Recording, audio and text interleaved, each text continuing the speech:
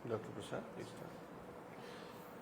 नमस्कार दोस्तों, आज फिर हम आपका होस्ट हेलो इग्नू को लेकर के आपके साथ आपके समक्ष हाजिर है।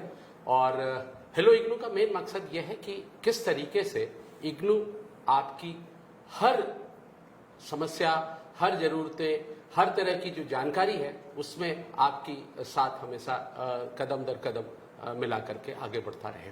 इसी सीरीज में आज हमने आमंत्रित किया है हम अपने वरीय सहयोगी डॉक्टर वीपी रूपम जी को, जो स्टूडेंट रजिस्ट्रेशन डिवीजन से हैं। सर, आपका इसके कार्यक्रम में स्वागत है। धन्यवाद डॉक्टर प्रसाद। Thank you. और जब स्टूडेंट रजिस्ट्रेशन डिवीजन की बात होती है डॉक्टर साहब, तो हम इसके पहले कि हम एडमिशन के बारे में बात करें, हम आपसे ये जानना चाहेंगे कि इग्नू की स्थापना क्यों की गई। अच्छा। और इतनी सारी विश्वविद्यालय अगर है अपने पास जिस देश में है, तो इग्नू जैसे विश्वविद्यालय की क्या जरूरत थी। हाँ, ये बहुत बढ़िया सवाल आपने पूछा डॉक्टर प्रसाद। मैं ये कहना चाहूँगा कि आज़ादी के बाद हमारे देश में जो हायर एजुकेशन है उसका इंफ्रास्ट्रक्चर जो है उसमें काफ़ी तेजी से एक्सपेंशन। जी।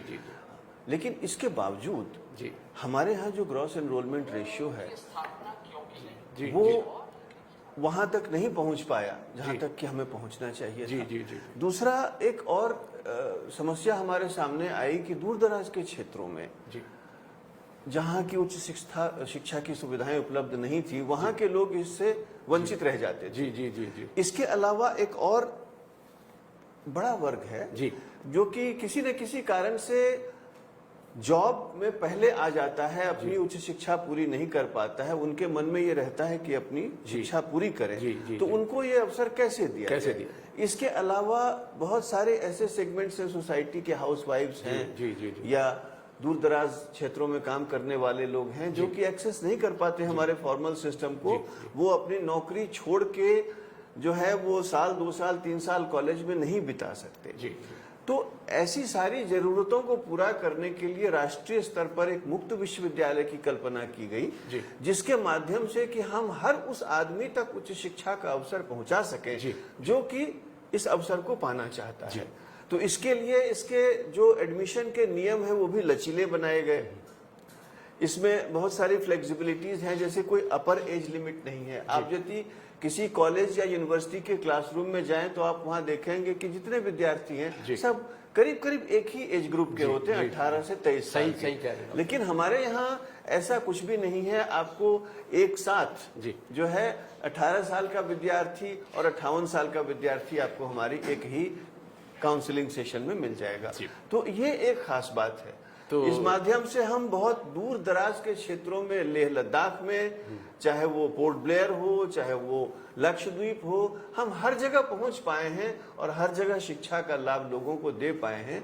तो जो इग्नू का एक्ट है वो भी यही कहता है कि हर उस आदमी तक शिक्षा पहुंचाई जाए जो शिक्षा प्राप्त करना चाहता है। इस बीच हमारे साथ बहुत सारे लोग जुड़ गए हैं। दीपांकर जुड़े हैं तरुण कुमार तिवारी जुड़े हैं श्रवण कुमार पांडे, वेंकटरसलू, नीलम जुड़े हैं। बहुत सारे लोग हैं। हम आप सबका स्वागत करते हैं इस कार्यक्रम में। और इसके पहले कि हम इनके प्रश्नों को लें, जयंती गुप्ता हमसे जुड़ गए हैं। हम ऐसे लोगों के प्रश्नों को हम आपसे साझा करेंगे। लेकिन इससे पहले डॉक्टर साहब, हम ये जानना चाहेंगे कि इग्नू जैसे शीर्षस्थ संस्थाओं में जिसकी इतनी आउटरीच है, मुझे किसी ने बताया कि 33 लाख से ज्यादा विद्यार्थी यहाँ पढ़ते हैं, तो इसकी एडमिशन की प्रक्रिया कब शुरू होती है? और ये एडमिशन की प्रक्रिया में क्या हर कोई आसानी से एडमिशन ले सकता है? इस पे थोड़ा प्रकाश डालें तो आसानी। हाँ, सबसे पहले तो मैं अपने सारे व्यूअर्स को ये बताना चाहूँगा कि जुलाई 2020 सेशन के लिए हमारा एडमिशन शुरू हो चुका है। ये 6 जून से हमारा एडमिशन शुरू हुआ और बड़ी संख्या में हर रोज विद्यार्थी एडमिशन ले रहे हैं। अब मैं इस प्रोसेस के बारे में बता दूं, ये एडमिशन पूरी तरह से ऑनलाइन है। इस बीच सर आपसे आपको एक रोकूंगा, हमारे पास कुंवर विजय प्रताप सिंह भी जुड़े हैं और वो इस कार्यक्रम की बड़ी सराहना कर रहे हैं। तो ये इन सारी चीजों के आपके इनपुट को देख करके हम उत्साहित होते हैं। ये हम हमें आपसे खुशी साझा होती है करेंगे। यदि हमारे जी, विद्यार्थी हमसे जुड़ते हैं, तो हमारे लिए खुशी की जी, बात है। जी, तो मैं बता रहा था कि एडमिशन की प्रक्रिया पूरी तरह से ऑनलाइन है। जी, आपको कहीं जाने की जरूरत नहीं है। आप अपने सारे डॉक्यूमेंट स्कैन करके रखें, अपना फोटो, अपना सिग्नेचर स्कैन करके रखें। हमारा जो वेबसाइट है उस पे आप जाएं, उसमें रजिस्टर ऑनलाइन है, और अभी तो एक अलग से हमने लिंक भी दे रखा है अलर्ट सेक्शन में एडमिशन के लिए। उसमें 2 तरह के एडमिशन हैं जिसके बारे में मैं समझता हूं कि हमें चर्चा करनी चाहिए, वो हम करेंगे। एक ऑनलाइन मोड में है और एक ओपन डिस्टेंस लर्निंग मोड में। हम सर इस पे चर्चा करेंगे। जी, तो उस लिंक को क्लिक करने के बाद आपको हमारे एडमिशन पोर्टल पर आप जाएंगे, वहां सारी जानकारी दी हुई है, सारे गाइडलाइंस दिए हुए हैं, और वो आप वहां पे पहले आपको रजिस्टर करना होगा, अपना वैलिड ईमेल आईडी और मोबाइल नंबर देना होगा। रजिस्टर करने के बाद आप अपना प्रोग्राम चुन सकते हैं, सर्टिफिकेट हो, डिप्लोमा हो, डिग्री हो, पोस्ट ग्रेजुएट हो। किस प्रोग्राम को ज्वाइन करने के लिए क्या एलिजिबिलिटी रिक्वायरमेंट है, क्या फीस है, क्या ड्यूरेशन है, कहाँ इसके स्टडी सेंटर्स हैं, ये सारी जानकारी प्रोग्राम इंफॉर्मेशन पेज पर उसी पोर्टल पर उपलब्ध है। तो विद्यार्थी चाहे तो पहले ये सारी जानकारी पढ़ सकते हैं और उसके बाद अपना फॉर्म भर सकते हैं। इस बीच हमारे कुछ और हमारे साथ जुड़े मिस सूर्या भारती जो नेपाल से जुड़ी हैं, अच्छा। वो आपको नमस्ते कह रही हैं और आपको बधाई दे रही है इस कार्यक्रम के लिए। और साथ में सुभाषिष पंडा जुड़े हैं, वो BLS कोर्स के बारे में जानना चाहेंगे। हम आपके प्रश्नों का जवाब देंगे। डॉक्टर साहब, इसके पहले कि हम आगे बढ़े, 3 तरह की चीजें हम देखते हैं और सुनते रहते हैं विद्यार्थियों से कि रजिस्ट्रेशन एक बात हुई, री रजिस्ट्रेशन एक दूसरी बात हुई, तीसरी बात री एडमिशन हुई। ये तीनों में क्या फर्क है और ये 3 नाम क्यों है? जी, मैं बताता हूँ। एक तो जो हमारा फ्रेश एडमिशन है, जो पहली बार हमारे यहाँ विद्यार्थी एडमिशन लेते हैं, उसको हम एडमिशन कहते हैं।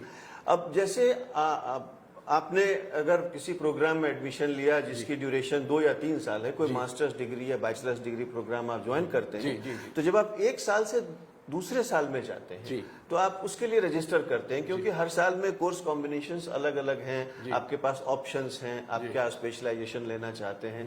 तो जब आप फर्स्ट ईयर से सेकेंड ईयर में या सेकेंड ईयर से थर्ड ईयर में जाते हैं तो इसको हम री रजिस्ट्रेशन कहते हैं। जी, मतलब ये कंटिन्यूएशन ऑफ स्टडी। हाँ, बिल्कुल बिल्कुल, 1 साल से दूसरे साल तक का जो आगे बढ़ने की प्रक्रिया है। और यहाँ मैं ये चीज बताना चाहूंगा कि जो एक फ्लेक्सिबल अरेंजमेंट है हमारे यहाँ, उसके तहत किसी विद्यार्थी को अपने फर्स्ट ईयर के कोर्सेज को कंप्लीट करने की जरूरत नहीं है सेकेंड ईयर ज्वाइन करने के लिए। वो सेकेंड ईयर में रजिस्टर कर सकते हैं और सेकेंड ईयर के बाद थर्ड ईयर में रजिस्टर कर सकते हैं।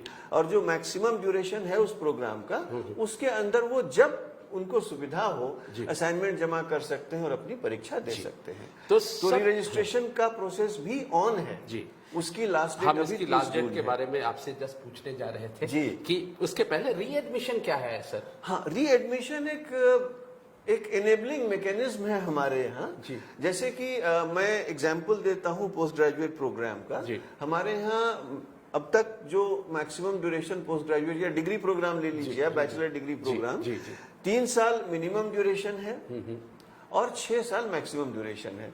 लेकिन इसका क्या अर्थ हुआ 3 साल मिनिमम ड्यूरेशन? मतलब ये हुआ कि कम से कम 3 साल आपको पढ़ना होगा हमारे साथ। अच्छा, है ना?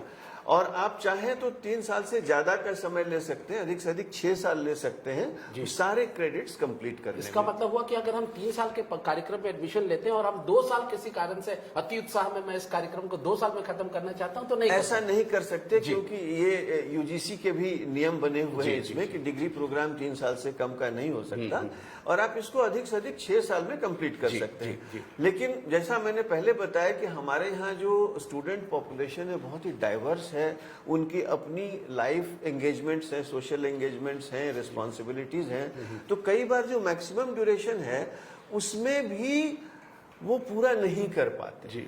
तो हम उनको एक री एडमिशन का मौका देते हैं जिसमें कि हम उनके रजिस्ट्रेशन की वैलिडिटी को थोड़ा सा बढ़ा देते हैं और प्रो रेटा बेसिस पर फीस देकर वो बचे हुए कोर्सेज के लिए बचे हुए कोर्सेज को कंप्लीट कर सकते हैं और अपनी डिग्री प्राप्त कर सकते हैं। बहुत बहुत धन्यवाद सर। और हम आपसे ये जानना चाहेंगे, what are the last dates for registration? जी. What are the last dates for re-registration जी. and re-admission? जी, Kindly enlighten us, sir. जी अभी जो हमारा फ्रेश एडमिशन चल रहा है जुलाई 2020 सत्र के लिए, उसकी लास्ट डेट अभी 31 जुलाई है जी. जो री रजिस्ट्रेशन चल रहा है वो काफी पहले खुल गया था, जी. उसकी लास्ट डेट 30 जून है जी.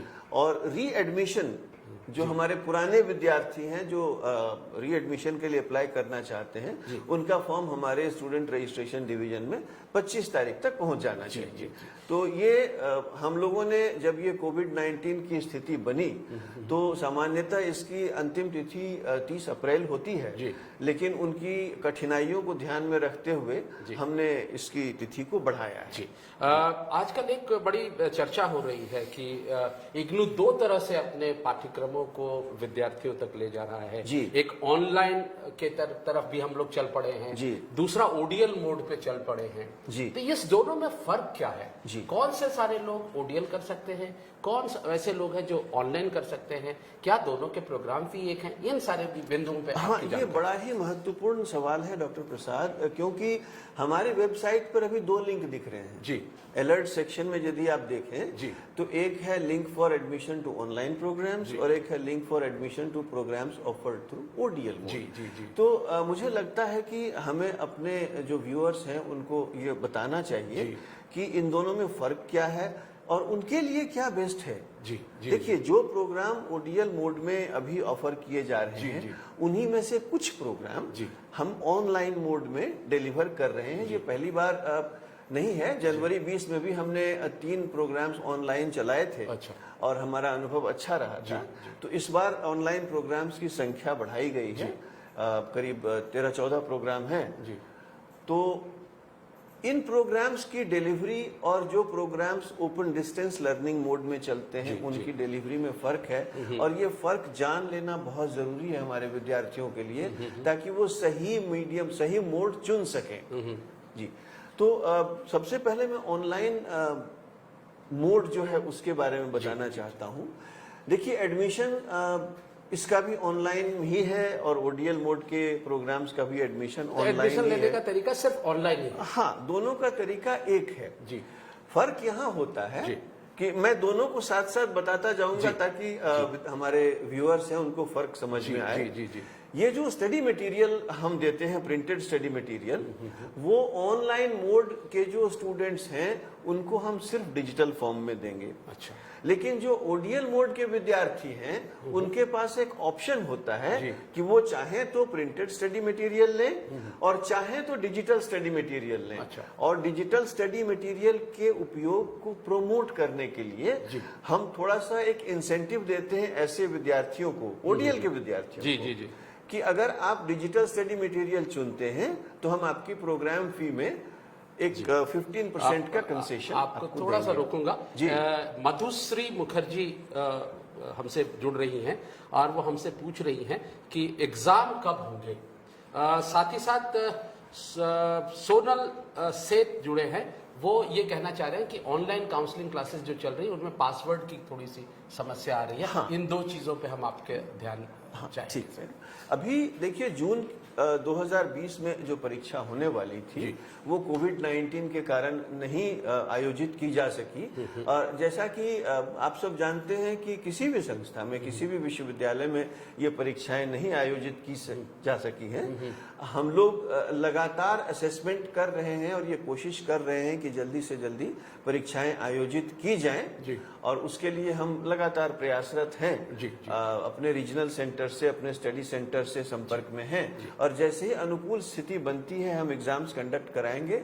और हमारे विद्यार्थियों को आश्वस्त रहे वो कि हम जब एक शेड्यूल बनाएंगे फाइनल तो आपको कम से कम 15 दिन पहले बताएंगे कि आपकी परीक्षा शुरू होने वाली है इस तारीख से, ताकि आपके पास तैयारी करने का समय हो। धन्यवाद सर।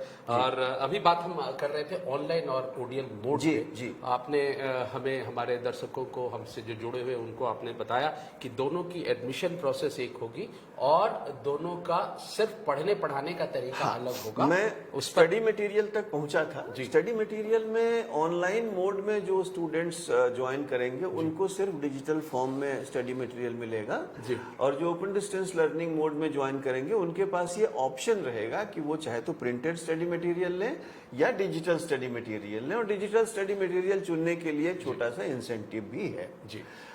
तीसरी बात आती है एकेडमिक काउंसलिंग की। जी जी।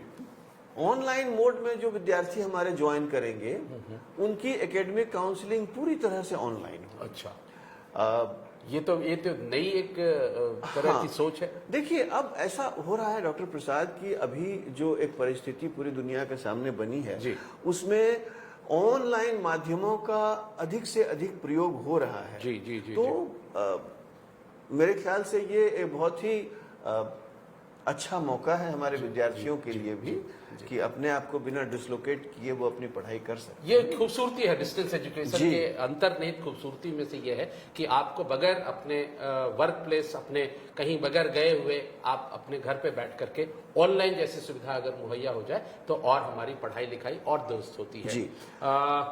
मैं एक छोटे से शब्दों में अगर कहें सर, ओडीएल मोड और ऑनलाइन मोड में क्या फर्क है हमारे? मैं वही उसी की चर्चा कर रहा था। एक तो स्टडी मटेरियल में क्या डिफरेंस है मैंने बता दिया, स्टडी मटेरियल अवेलेबिलिटी में। अब बात आती है काउंसलिंग की। तो काउंसलिंग में जो ऑनलाइन मोड के विद्यार्थी हैं उनको पूरी तरह से काउंसलिंग ऑनलाइन ही दी जाएगी। यहाँ से जो हमारे डिफरेंट चैनल्स हैं, एक ये भी चैनल है जी, ये भी एक माध्यम है, और वैसे ही हमारे पास ज्ञान दर्शन है, ज्ञानवाणी है, वेब बेस्ड सपोर्ट है। तो यहाँ से फैकल्टी जो है डायरेक्टली वो लेक्चर्स डिलीवर करेंगे। जी जी जी। ऑनलाइन मोड के स्टूडेंट्स के लिए डायरेक्टली उनको लाइव लेक्चर्स अवेलेबल होंगे। उसमें उनको इंटरेक्शन की सुविधा होगी, फैकल्टी से कनेक्ट करने की सुविधा होगी, वो अपने क्लैरिफिकेशंस मांग सकते हैं फैकल्टी से, सारी सुविधाएं होंगी। एक जहां सर, आपको जस्ट एक मिनट और रखूंगा सर। एक आदित्य गुप्ता है, उसका बड़ा इंपॉर्टेंट सा प्रश्न है। वो एक विषय में ग्रेजुएशन करना चाहते हैं। वो ये कहना चाहते हैं आदित्य गुप्ता कि I want graduation in one subject, what is the total time period, और ये किस तरह से ऑफर होगा sir? Aditya, we have honours programmes on offer. We have honours programmes available in 13 different disciplines, so you can pick up the discipline of your choice. It could be Hindi, it could be English, history, sociology, political science, so many things. The details are available on the website. But if you want a degree, the minimum period is 3 years. That remains. So that is very important, sir. I'm sorry I have intervened in between. But what you were talking about, I think I request you to continue from there. It's a pleasure. So that is the now comes the issue of assignment submission. Now when I said that the counseling will be available only online to the online mode students, to the students admitted under open distance learning mode, they are attached to a study center, they are attached to a regional center, and the study center usually organizes the counseling sessions in face-to-face mode. But there also the university makes every possible effort to reach out to them through digital media. We, for example, right now, for all our ODL students, we are organizing online counseling sessions, right? Okay. And they will have this facility available to them. In some of those ODL programs also, if we see that there is a need, we will reach out to you through the digital media. Then comes the point of assignment submission. Assignment submission. We will talk about this little later, sir. We have a viewer, Subhash Panda and Jatin Joseph. He wants to know when his provisional certificate and mark sheet will be dispatched for all courses. That means we are not going to talk to about this particular course. That how we are sending the grade card and provisional certificate when it is being sent, sir. So the university normally declares all its results. In about 45 days. So once the results are declared, they are posted on the website. The process of dispatching the grade cards and provisional certificates starts. So for December 2019 examination, sir, the process has been completed, but if there is something left because of the sudden lockdown Yeah. that started in Yeah. the late March, this is all in the process of being sent. Okay. So usually in about 4 months time you can expect to get your Yeah. grade card and provisional certificate. There is another listener or participant who is asking very simple question that sir BDP और BA में क्या difference है? BDP एक generic word है, bachelor degree programme. जी, जी। तो bachelor degree programme में BA भी आता है, बीकॉम भी आता है, बीएससी भी आता है, बैचलर ऑफ टूरिज्म स्टडीज भी आता है। तो ये जेनरिक नाम है, ये कोई अलग कार्यक्रम नहीं है। जी। एक सौरभ है, वो जर्नलिस्ट हैं पेशे से, वो ये जानना चाहते हैं कि मैं पीजीजेएमसी का स्टूडेंट हूँ इग्नू से जी, और हम हिंदी में एग्जाम दे सकते हैं? हाँ दे सकते हैं जी। हिंदी में परीक्षा देने की कोई बाध्यता नहीं है। जी जी जी, जी। ये निर्भर करता है कि कौन सा कार्यक्रम किस माध्यम में उपलब्ध है। यदि वो कार्यक्रम हिंदी और अंग्रेजी में उपलब्ध है तो आप हिंदी अंग्रेजी में परीक्षा दे सकते जी हैं। जी जी, एक सत्यनारायण पंडित हमसे जुड़े हैं और उनकी एक शिकायत है हमसे, और वो शिकायत ये कर रहे हैं कि रीजनल सेंटर अपने फोन नहीं उठाता। सत्यनारायण जी, मैं इस चीज के बारे में आपको बताऊं, आजकल कोरोना काल में हम we are working from home and ऐसे में रीजनल सेंटर पे कोई होता नहीं है, बट हम ये ख्याल रखते हैं कि आपकी सारे आप हमें इन दिनों हमें मेल से संपर्क करें, आपके हम सारे प्रश्नों का हम उत्तर दे पाएंगे। आपको हुई असुविधा के लिए हमें खेद है, बट हम we are working from homes. Sir आप डिस्कस कर रहे थे असाइनमेंट सबमिशन के बारे में। असाइनमेंट सबमिशन ऑनलाइन मोड के जो विद्यार्थी हैं, यदि आप ऑनलाइन मोड में ज्वाइन करते हैं तो आपका सारा असाइनमेंट सबमिशन जो है वो नेसेसरीली ऑनलाइन ही होगा। अब ये इसमें कई फॉर्मेट्स हो सकते हैं, इसमें वीकली क्विज हो सकता है या इसमें और भी कोई असाइनमेंट हो सकता है जो कि आपको टाइप करना पड़े ऑनलाइन। और लेकिन जो ओडीएल के विद्यार्थी हैं उनको अपने असाइनमेंट्स जो है लिख के अपने स्टडी सेंटर पे जमा करने होंगे या हमारे सिस्टम पर अपलोड करने होंगे। ये निर्भर करता है उस समय की परिस्थिति पर। तो थोड़ा सा फर्क है ऑनलाइन और ओडीएल में। महत्वपूर्ण ये है कि ऑनलाइन मोड में पढ़ने के लिए ये आवश्यक है कि आपके पास इंटरनेट एक्सेस हो, आपके पास वो डिवाइसेस हो जिससे कि आप अपना कंटेंट एक्सेस कर सकते हैं, जिसके थ्रू कि आप इंटरैक्ट कर सकते हैं, लाइव लेक्चर्स में पार्टिसिपेट कर सकते हैं। ये इस सुविधा का होना अनिवार्य है। अगर आपके पास नहीं है तो मैं समझता हूं कि ओडीएल मोड आपके लिए ज्यादा उपयुक्त होगा। एक सीके प्रवीण हमसे जुड़े हैं जी, उनका एक बड़ा ही छोटा सा प्रश्न है कि बीकॉम कर रहे हैं, बीकॉम जी कर रहे हैं जी। उनका प्रश्न है कि क्या हम बीकॉम करने के बाद हम पीजी कोर्स ज्वाइन कर सकते हैं और क्या यह डिग्री रिकॉग्नाइज्ड है?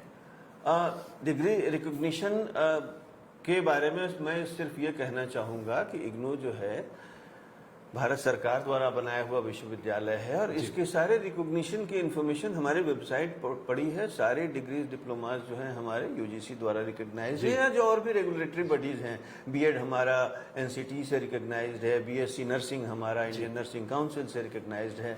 तो रिकॉग्निशन की समस्या नहीं है। हाँ, आप बीकॉम करने के बाद निश्चित रूप से हमारे यहाँ पोस्ट ग्रेजुएट डिग्री कर सकते हैं। एक अंजेल सिंह जुड़ी हैं, वो हमसे ये पूछना चाह रही हैं कि sir can we pursue 2 degree programmes together? No, you can right now no, but one she can do from conventional mode and one. देखिए हम प्रतीक्षा कर रहे हैं, इस बारे में चर्चाएं हो रही हैं जी, क्योंकि अब जब हम चाहते हैं कि हमारे स्टूडेंट्स का एम्पावरमेंट हो, वो अधिक से अधिक अपनी डिग्रीज अर्न कर सकें, तो चर्चा चल रही है। हम प्रतीक्षा कर रहे हैं, यदि ऐसा कोई निर्णय सरकार का या यूजीसी का होता है जी तो फिर हम पर भी लागू होगा। कुमार गौरव जुड़े हैं, सर वो कहना चाह रहे हैं कि क्या डिग्री कोर्स के साथ डिप्लोमा कोर्स हो सकता है? कृपया बताएं। सामान्यतः हम ये सलाह देते हैं, देखिए डिग्री कोर्स का जो लोड होता है और जो डिप्लोमा का लोड होता है वो दोनों मिला के कठिन होता है हैंडल करना। अभी तक जो हमारे यहाँ प्रावधान है वो ये है कि आप एक डिग्री या डिप्लोमा के साथ एक सर्टिफिकेट प्रोग्राम जरूर ज्वाइन कर सकते हैं। हाँ, हम एक साल या उससे ज्यादा ड्यूरेशन के 2 प्रोग्राम्स को एक साथ ज्वाइन करने की सलाह दी देंगे। सुनीता सनी जुड़ी हैं हमसे, वो उनका प्रश्न है, she is saying good morning sir, मैं बीएजी हिंदी की स्टूडेंट हूँ, मैं सेकेंड ईयर में कंपलसरी सब्जेक्ट चेंज करना चाहती हूँ, कैसे करूं, प्लीज बताइए। देखिए, BAG बैचलर जो CBCS बेस्ड हमारे डिग्री प्रोग्राम्स हैं, उसके अंदर एक बार जब हम ये तय कर लेते हैं कि हमने क्या डिसिप्लिन चुनना है, या आप हिस्ट्री और पॉलिटिकल साइंस पढ़ना चाहते हैं या हिंदी और अंग्रेजी पढ़ना चाहते हैं जी, तो वो आप पहले ही साल में तय कर लेते हैं। जी जी जी। तो अभी अगर वो सेकेंड ईयर में चेंज करना चाहते हैं तो बहुत सारे सब्जेक्ट्स उनको चेंज करने होंगे। अच्छा। और पूरी प्रक्रिया फिर से दोहरानी होगी जी। तो मैं समझता हूं कि इसके लिए वो इस कार्यक्रम के माध्यम से बहुत जानकारी देना संभव नहीं होगा, क्योंकि मुझे लगता है समय भी पूरा हो रहा है। जी, जी, जी। हमसे आप अलग से ईमेल से संपर्क करें, हम आपको पूरी जानकारी देंगे और गाइड भी करेंगे कि आपको क्या करना चाहिए। सर, आपने समय की बाध्यता की ओर इशारा किया। चलते चलते क्या हम ये बता सकते हैं, समय अपने पास कम है, कि last date for submission of examination form क्या है, last date for submission of assignment क्या है, और लास्ट डेट प्रोजेक्ट जमा करने का क्या है? अभी इन सारी एक्टिविटीज की लास्ट डेट 30 जून तक बढ़ा दी गई है, क्योंकि लगातार हमारे पास अलग अलग चैनल से ये फीडबैक आता है कि विद्यार्थियों को परेशानी हो रही है। जी। अच्छा, प्रोजेक्ट्स को जमा करने के लिए एक विशेष व्यवस्था की गई है। वो अपना प्रोजेक्ट ऑनलाइन जमा कर सकते हैं, उनको कहीं भेजने की आवश्यकता नहीं है। और ये लिंक हमारे वेबसाइट पर उपलब्ध है, आप वहां जाके अपना प्रोजेक्ट अपलोड कर सकते हैं। तो 30 जून तक आप ये सारे काम कर सकते हैं। कीर्ति भट्ट जुटी हैं हमसे और जुड़ी हुई हैं, वो कहना चाह रही है कि क्या यूनिवर्सिटी कोई प्लेसमेंट भी करवाता है? बिल्कुल, हमारे पास एक कैंपस प्लेसमेंट सेल है और लॉकडाउन से पहले तक ये गतिविधि हम लोग काफी विग्रेसली कर रहे थे। फरवरी महीने में भी 1-2 प्लेसमेंट ड्राइव्स हुई थी और जैसे ही स्थिति सामान्य होती है हम फिर से इसको रिज्यूम करेंगे और सारे अपने विद्यार्थियों को रीच आउट करेंगे। जो भी जॉब अपॉर्चुनिटीज हमारे पास आती हैं उनसे शेयर करेंगे, उनको इन्वाइट करेंगे। एक और प्रश्न है सर, मधुश्री भट्टाचार्य कहना चाहती हैं, is it possible to shift to online mode from ODL mode? Is it? It's very difficult to contact the regional center. That is the region she is That voting. we understand. At the moment, it's difficult, but yes, if you send an email, it would be possible for us to respond to you. At the moment, see, this is the first time we are starting online programs at a rather large scale. Now, migration from online mode to ODL mode, we are exploring this possibility. Because let me also add here, Madhushri, I think this is important for you to know that the entire delivery of online programs is on Swayam portal. Swayam portal is the portal of the government of India. Yeah, sir. You know, so the entire delivery mechanism changes. So we are exploring the possibility of giving this option, but at the moment we don't have this facility. There is one very interesting question which has been asked by Pooja Tulsiyan Sharma.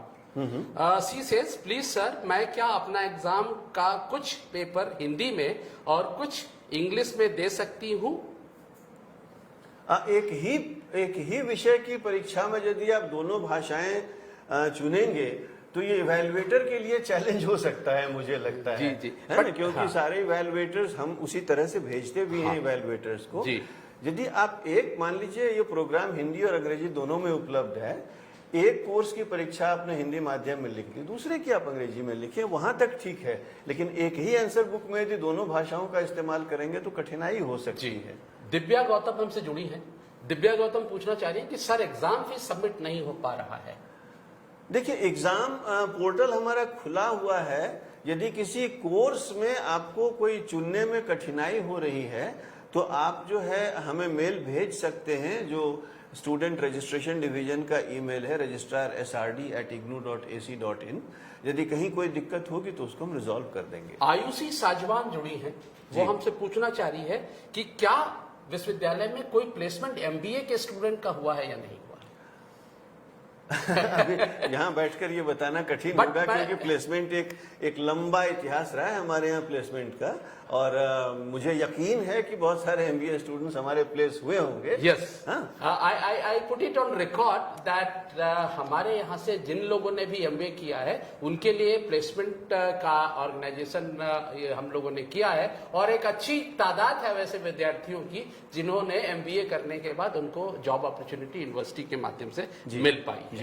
So sir, अब वक्त हमें इशारा कर रहा है कि आज के कार्यक्रम का वक्त अब नहीं बचा है, लेकिन चलते चलते वैसे विद्यार्थियों के जिन्होंने बहुत सारे प्रश्न पूछे हैं और हर कोई ने ये जानने की कोशिश की है कि when we are going to start our exam, that is there. And that is, I would like to hear from you, sir. And before I hear from you, I would like to suggest our students, our participants, that please don't be prey to the kind of things which you are getting from other. This is the only official channel through which we are interacting with you. Other channels are not the authorized channel for any kind, and we are not responsible for those kind of information which you are getting from other channels. Sir, Right. over to you, sir, regarding the exam.